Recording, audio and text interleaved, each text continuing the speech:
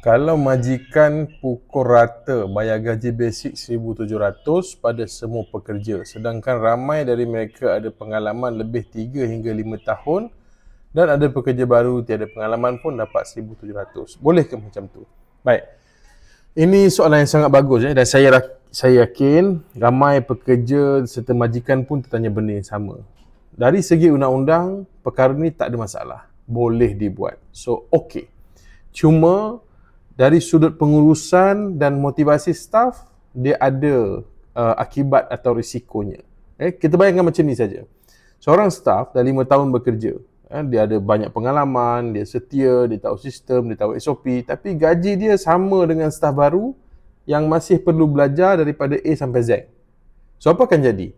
Dia akan rasa tak dihargai, dia akan turun motivasi dan akhirnya ramai yang lama akan keluar kerana mereka rasa macam tak berbaloi aku setia dan pandai dalam syarikat ni. Sebab tu, ini adalah salah satu punca bisnes susah nak stabil.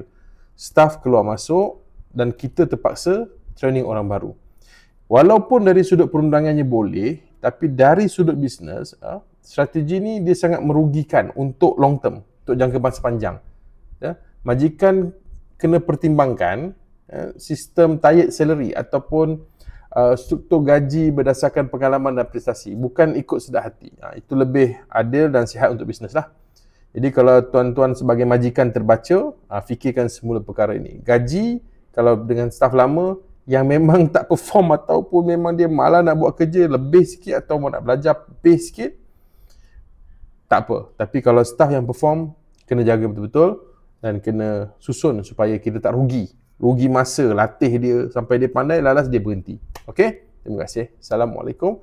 Kalau ada apa-apa soalan nak tanya, tanya di ruangan komen. Bye-bye.